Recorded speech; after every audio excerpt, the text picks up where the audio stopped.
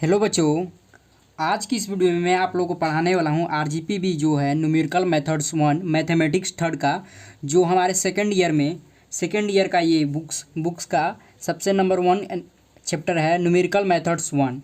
तो आज की इस वीडियो में आपका मैथमेटिक्स थर्ड का यूनिट 1 का आज से वीडियो स्टार्ट कर रहा हूँ और वीडियो में पूरा ही अच्छा तरीका से आप लोग को मैं बताऊंगा किस तरह से आपको ये बनाना है और किस तरह से आपको ये कैसे सेमेस्टर एग्ज़ाम में इसको पास कर सकते हैं बढ़िया से और बढ़िया नंबर से पास करना है। तो इस वीडियो को देखिए।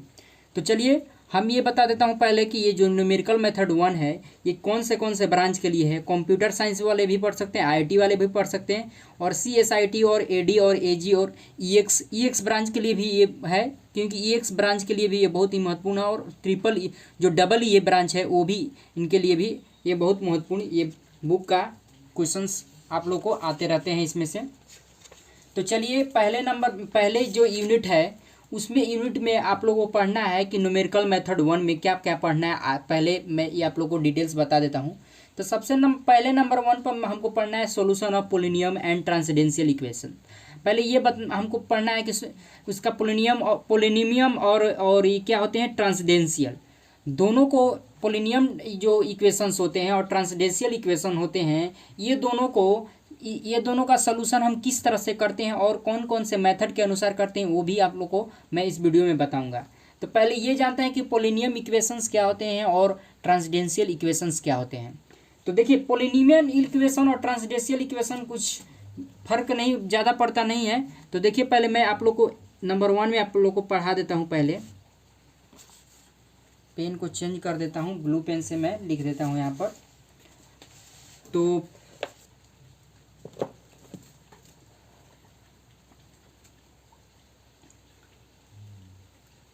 देखिए यहाँ पर मेरा है पोलिनिमियल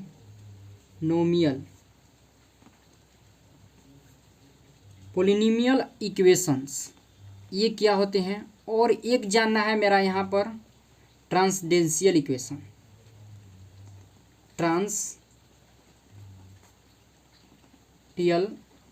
ट्रांसेंडेंशियल इक्वेशंस ये दोनों को पढ़ना है और ये कौन कौन मैथ इसका सॉल्यूशन भी आपको पढ़ना है कि किस तरह से सॉल्यूशन इसको किया जाता है और कौन कौन मेथड पढ़ना है ये भी आप लोग को बताऊंगा। कि इसमें पहले ही बता देता हूँ कि आप लोग को 3 मेथड पढ़ना है और तीनों मेथड बहुत वीवीआई क्वेश्चंस आते हैं इस पर।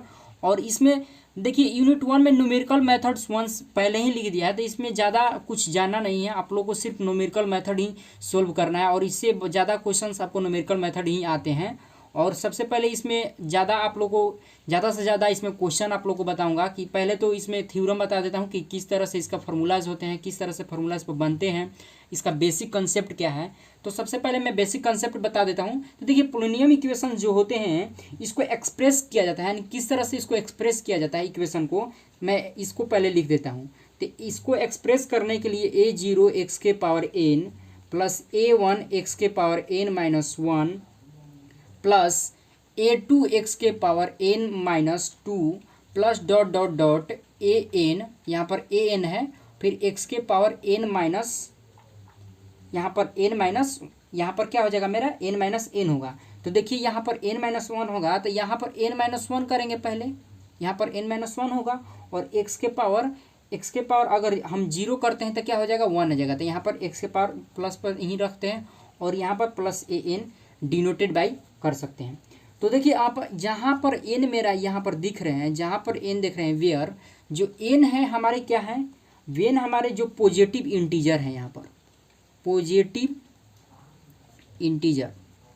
अब देखिए पॉजिटिव इंटीजर में क्या क्या आते हैं हमारे 1 2 3 4 5 6। देखिए पॉजिटिव इंटीजर ये है। आप कहेंगे पॉजिटिव इंटीजर में 0 के लिए नहीं लिए, देखिए ये नहीं पॉजिटिव में आते हैं नहीं निगेटिव में आते हैं, ये दोनों बीच में होते हैं, तो इसलिए 0 का नहीं लिया जाता है। तो यहाँ पर 1 2 3 5 6 ले लिए, तो ये पॉजिटिव इंटीजर हैं। और ये क्या कर रहा है, a0 है, ये इक्वल नहीं होंगे 0 के, कभी भी a0 यहाँ पर है 0 के इक्वल नहीं होंगे। और ये इसी को हम क्या कहते हैं, पोलिनियम इक्वेशन कहते हैं। इस तरह से इसको पोलिनियम इक्वेशन कहा जाता है। और इसका रूट्स वैल्यू देख लीजिए, इसका रूट्स वैल्यू क्या आता है, जो कि हम यहाँ पर लिख देते हैं। यहाँ पर इधर साइड में, जो कि एफ एन है एक्स बराबर 0 होंगे, आर कॉल्ड डिनोटेड। 0 को क्या कहा जाता है, इसको रूट्स कहा जाता है। जो ये हमारा 0 आया है ये क्या है, मेरा रूट्स है, रूट्स है। तो इसमें ये मेरा पोलिनियम इक्वेशन हो गया। अब देखिए ट्रांसडेंशियल इक्वेशन में कैसा आता है, ट्रांसडेंशियल इक्वेशन का कैसा इक्वेशंस होता है। तो देखिए ट्रांसडेंशियल इक्वेशन में आपको जब भी आएगा उसका आपका साइन कॉस ये सब ट्रिंगल में आएगा, यानी कि साइन कॉस या लॉगरिथम होंगे या एक्सपोनेंशियल होंगे, इस तरह से आपका ट्रांसडेंशियल इक्वेशन होता है। जैसे साइन को फॉर्म में आते हैं या त्रिकोणमिति फॉर्म में आएंगे, ना तो लॉगरिथम फॉर्म में आएंगे और ना तो एक्सपोनेंशियल के फॉर्म में आएंगे। इस तरह के फॉर्म में अगर आ रहे हैं तो ये आपका ट्रांसडेंशियल इक्वेशन हो जाएगा। अब देखिए पोलिनियम इक्वेशंस का जैसे एग्जांपल आप लोगों को बता देता हूँ कि पोलिनियम इक्वेशन का एग्जांपल में क्या होगा। तो देखिए पोलिनियम इक्वेशंस का आपका एग्जांपल में जैसे हम लिख देता हूँ कि 2 के power x plus 3x square plus 5x minus 3 equal 0, ये मेरा पोलिनियम इक्वेशन हो गया। ये अलजेब्रिक इक्वेशन या पोलिनियम इक्वेशंस होते हैं। अब देखिए ट्रांसडेंशियल इक्वेशन कैसे होंगे। अब ट्रांसडेंशियल इक्वेशन इस तरह से दिया रहेगा 2 log x plus 5x square plus 6। अगर इक्वेशन में हम आपको क्या बताते हैं कि अगर त्रिकोणमिति फंक्शन आ जाए या लॉगरिथम फंक्शन आ जाए या एक्सपोनेंशियल फंक्शन आ जाएंगे तो आपको ट्रांसडेंशियल इक्वेशन आपको समझेंगे कि वो ट्रांसडेंशियल इक्वेशंस है। और पोलिनियम इक्वेशन समझने के लिए, अलजेब्रिक इक्वेशन समझने के लिए आपको क्या नंबर के फॉर्म में दिए रहेंगे। देख सकते हैं इसमें नंबर के फॉर्म में दिया है और ये आपको तो क्यू स्क्वायर सब में रहेगा।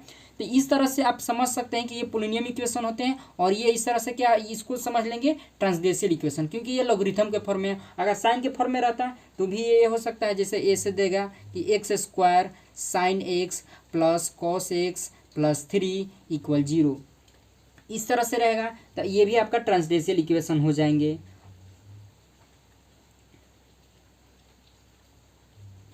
अब देखिए आपको ये समझना है कि रूट क्या होते हैं। अब देखिए इसमें आपको ना कुछ आएंगे रूट निकालने के लिए, तो आपको सबसे पहले ही बता देता हूँ कि रूट क्या होते हैं, रूट का मतलब क्या होता है। रूट, अब रूट क्या कहते हैं कि रूट का वैल्यू कैसे ज्ञात किया जाता है कि अगर एफ एक्स इक्वल अगर 0 होते हैं तो ये सेटिस्फाइड होते हैं द वैल्यू ऑफ एक्स, यानी किस वैल्यू पर वो सेटिस्फाई हैं। जैसे कि मान लीजिए कोई इक्वेशन ये मेरा हो गया एक्स, जैसे मान लीजिए कोई इक्वेशन यहाँ पर लिख लिए हैं ये, और किस वैल्यू पर ये 0 हो रहे हैं, जिस वैल्यू पर वो 0 होंगे तो उसी को हम क्या कहेंगे, रूट वैल्यू कहेंगे। रूट समझ में आ गया। देखिए पोलिनियम और ट्रांसडेंशियल इक्वेशन को कितने भाग में बांटा गया है, यानी कि 3 मेथड से हम डिवाइड करेंगे, bisection method, Newton Raphson method और रेगुलर फॉल्सी मेथड। ये तीनों मेथड को पढ़ेंगे और आपके सबसे ज़्यादा सेमेस्टर एग्जाम में न्यूटन रैप्सन मेथड आता है। तो सबसे पहले हम लोग पढ़ेंगे बाइसेक्शन मेथड क्या होता है। देख सकते हैं इसको हमको पढ़ना है बाइसेक्शन मेथड। तो बाइसेक्शन मेथड पहला नंबर पर है, तो कौन सा मेथड है ये पढ़ लेते हैं। इसका क्या फार्मूलाज होते हैं ये भी आपको पढ़ना है। तो सबसे पहले हम आपको डायरेक्टली इसका फार्मूलाज बता देते हैं कि किस तरह से इसका फार्मूलाज होते हैं, ठीक है। और उसके बाद आपको एक क्वेश्चंस बताएंगे कि किस तरह से इसको सॉल्व किया जाता है, तो आपको सॉल्व करके बताएंगे किस तरह से इसको सॉल्व करना है। तो सबसे पहले मैं इसका आपको फार्मूलाज बता देता हूँ कि इसका फार्मूलाज क्या होते हैं। तो देखिए इसको डायरेक्टली हम इक्वेशंस क्या करते हैं, एक क्वेश्चंस लेते हैं आपको बाइसेक्शन मेथड का। देखिए बाइसेक्शन मेथड एक तरह से ना क्या होता है आपको बता देता हूँ पहले। देखिए बाइसेक्शन मेथड, अगर कोई फंक्शन दिया है एफ एक्स, ठीक है, कोई फंक्शन दिया है एफ एक्स, और ये कौन सा फंक्शन होंगे, कंटिन्यूअस फंक्शन होंगे। कौन सा फंक्शन, कंटिन्यूअस फंक्शन। जो कंटिन्यूअस फंक्शन होंगे क्या होंगे, बिटवीन ए और बी, क्या होंगे, ए एंड बी। जो ए एंड बी होंगे क्या होंगे, F A and F E, function A और फंक्शन बी। और ए बी क्या है, मेरे रूट्स हैं, जो कि क्या है ए बी और ए और बी रूट्स हैं। इसमें क्या करते हैं, बाइसेक्शन मेथड में 2 रूट्स वैल्यू ज्ञात करते हैं, फंक्शन के 2 रूट्स वैल्यू ज्ञात करते हैं, और दोनों रूट्स वैल्यू को क्या करते हैं, फंक्शन एफ और एफ बी करते हैं। फंक्शन यानी ए का वैल्यू फंक्शन में रखते हैं और बी का वैल्यू फंक्शन में रखते हैं, और उसको देखते हैं कि कौन से वैल्यू पर 0 आ रहा है या किस वैल्यू पर रूट्स वैल्यू आ रहा है। तो एफ और एफ बी को एटलीस्ट ये क्या कर रहे हैं, रूट्स वैल्यू को एग्जिट करते हैं। तो क्या होंगे, ये लेट डिफाइन होंगे क्या, एफ ए, जो एफ ए होंगे क्या होंगे, निगेटिव, और एफ बी क्या होंगे, जो एफ बी ये होंगे पॉजिटिव। यही रूट वैल्यू होंगे। जो एफ ए अगर फंक्शन में ए का वैल्यू अगर फंक्शन में हम रखते हैं और उसका मान अगर निगेटिव आ रहा है और उसके जस्ट उसके बाद अगर पॉजिटिव आ जा रहा है तो वो हमारा क्या हो जाएंगे, रूट्स वैल्यू हो जाएंगे। तो सबसे पहले हम रूट्स वैल्यू को ज्ञात करने के लिए आपको क्या करते हैं, कोई फंक्शन लेते हैं। जैसे कोई फंक्शन दिया रहता है कंटिन्यूअस फंक्शन, तो उस पर हम क्या करते हैं, पहले इसको देखते हैं कि किस वैल्यू पर वो प्लस हो रहा है। जिस वैल्यू पर वो प्लस होता है तो वो आपका एफ बी हो जाता है, और जैसे ही ये प्लस होता है तो उसके जस्ट पीछे वाले वैल्यूज़ को क्या हो जाते हैं, हमारे एफ ए हो जाते हैं, निगेटिव वैल्यू। और इसको अगर डिफाइन करने के लिए किया जाए तो ये ग्राफ अगर लिया जाता है और इसको एक हमारा एक्स एक्सिस हो गया। अगर कोई फंक्शन यहाँ पर है अल्फ़ा रूट, यहाँ पर मान लीजिए कोई रूट आ रहा है अल्फ़ा रूट, तो अगर कोई फंक्शन है तो ये किस तरफ होगा, अगर एफ ए ये होगा तो एफ बी ये होगा। एफ ए ये कौन सा फंक्शन होंगे, ये निगेटिव होंगे, ठीक है, और ये क्या हो जाएंगे, हमारे पॉजिटिव हो जाएंगे, ठीक है। तो बाइसेक्शन मेथड में यही आपको था। तो चलिए अब इसको हम बनाते हैं क्वेश्चंस, किस तरह से क्वेश्चंस बनते हैं। देखिए ये क्वेश्चंस हमारा दिया हुआ है, find the root of equation F X X Q minus 4x minus 9 in 4 step. तो ये कौन सा इक्वेशन है, पहले ये समझते हैं। तो ये आपका कौन सा इक्वेशन हो गया, पोलिनियम इक्वेशन यानी अलजेब्रिक इक्वेशन होंगे। तो ये 4 स्टेप में इसको बाइसेक्शन मेथड के द्वारा इसको हमको ज्ञात करना है, इसको प्रूफ करना है, इसको हमको सोल्व करना है। तो बाइसेक्शन मेथड क्या आपको बताए थे कि कंटिन्यूअस फंक्शन होंगे और उस पर वैल्यू रखेंगे, और जिस वैल्यू पर ये रूट वैल्यूज आएंगे उस वैल्यू को हम पहले एफ ए और एफ बी मान लेंगे। तो चलिए इसको पहले हम फाइंड करते हैं। तो फाइंड करने के लिए क्या करेंगे, कोई फंक्शन, ये फंक्शन हो गया मेरा एफ एक्स, क्या होंगे x Q minus 4x minus 9, ठीक है।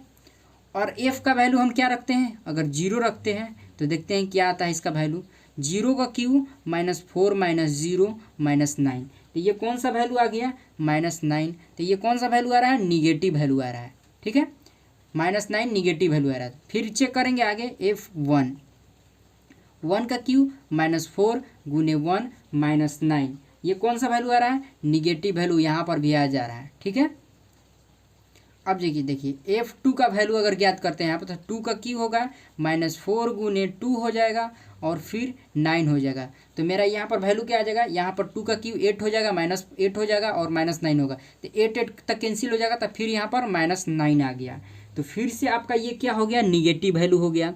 फिर हम 3 रख कर चेक करते हैं f3, तो 3 का क्यू माइनस 4 गुने 3 माइनस 9, तो 3 का क्यू 27 हो गया। और यहाँ पर आपका क्या हो जाएगा 27, यहाँ पर क्या हो जाएगा 12 माइनस 9, तो यहाँ पर इक्वल क्या हो जाएगा मेरा 6 हो जाएगा। तो ये मेरा पॉजिटिव वैल्यू आ गया।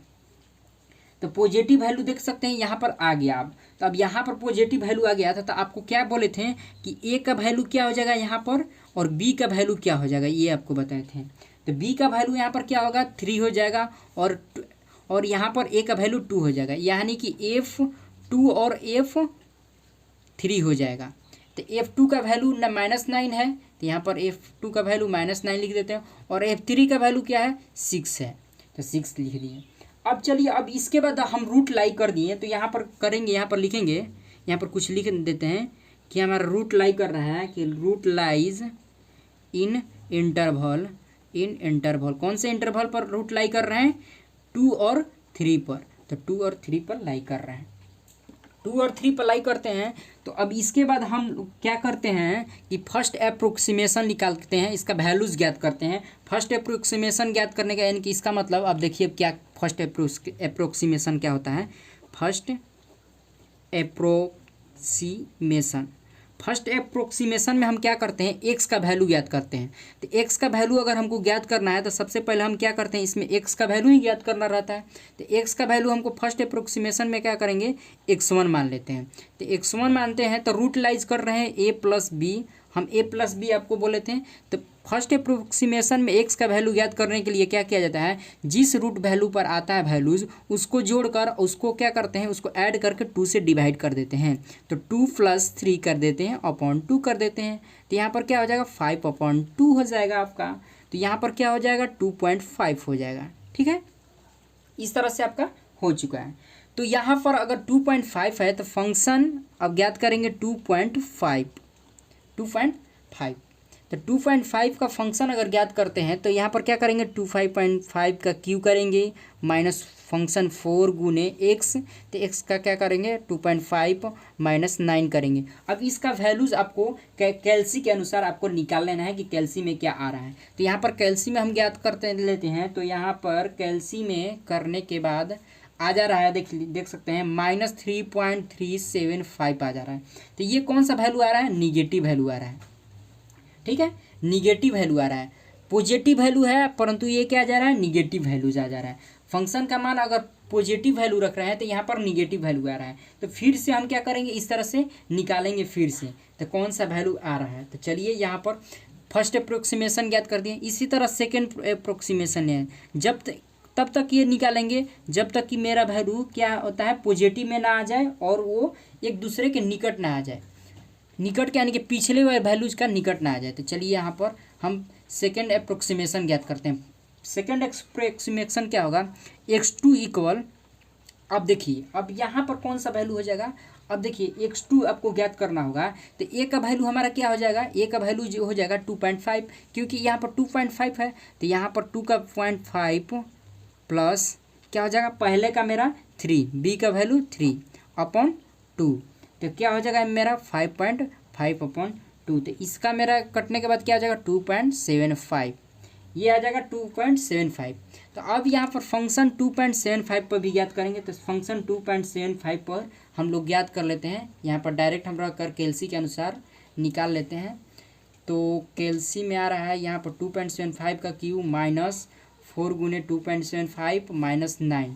तो आ रहा है यहाँ पर 0.7969 आ रहा है। तो यहाँ पर मेरा आ रहा है पॉजिटिव वैल्यू जा रहा है। अब देखिए पॉजिटिव वैल्यूज यहाँ पर आ गया। तो फंक्शन क्या करेंगे, अब फिर से हम फंक्शन ज्ञात करेंगे। तब तक निकालेंगे जब तक कि उसके पिछले वाले से नज़दीक ना आ जाए। और सेकेंड अप्रोक्सीमेशन मतलब यहाँ पर बोला है कि आप 4 स्टेप तक ज्ञात करने के लिए, यहाँ पर सबसे पहले यहाँ पर देख लीजिए क्वेश्चन में ही 4 स्टेप तक ज्ञात करने के लिए, 4 अप्रोक्सीमेशन तक ज्ञात करने के लिए बोला है। तो 4 अप्रोक्सीमेशन तक हम ज्ञात करेंगे। तो 4 अप्रोक्सीमेशन तक ज्ञात करते हैं। तो यहाँ पर थर्ड में हम लोग ज्ञात करते हैं थर्ड अप्रोक्सीमेशन। तो थर्ड अप्रोक्सीमेशन में क्या करते हैं x3। तो आपका हो जाएगा यहाँ पर 2.75 और प्लस क्या हो जाएगा 2.5। अब देखिए 2.5 और 2.75, ए का वैल्यू क्या था मेरा 2.5 अब प्लस अब बी का वैल्यू क्या हो जाएगा 2.75/2। तो इसका वैल्यूज मेरा आ जा रहा है 2.625। ठीक है, अब इसका फंक्शन अगर हम ज्ञात करते हैं 2.625 का, तो इसका हम कैल्सी में ज्ञात कर लेते हैं। 2.625 का क्यू -4 गुने 2.625 - 9। तो आ जा रहा है यहाँ पर -1.4211। तो माइनस निगेटिव आ जा रहा है। अब चलिए थर्ड अप्रोक्सीमेशन ज्ञात कर लिए और 4 स्टेप तक का है। तो 4 का भी इस तरह से देखिए 4 का ज्ञात करने के लिए 4 अप्रोक्सीमेशन ज्ञात करने के लिए क्या करेंगे हम, फंक्शन x4 यहाँ पर x4 लिखेंगे। तो फंक्शन में मेरा क्या आया था, पहले में आया था 2.625। ठीक है, ये आया था प्लस पहले नंबर में 2.75। तो इसका क्या करेंगे अपॉन 2 कर देंगे। तो यहाँ पर मेरा आ जा रहा है 2.6875, यानी कि फंक्शन का वैल्यू x का वैल्यू यहाँ पर आ जा रहा है 4 स्टेप में ये। तो ये मेरा ही आंसर हो जाएगा। अब फंक्शन ज्ञात नहीं करेंगे क्योंकि 4 अप्रोक्सीमेशन तक ज्ञात करना ही था।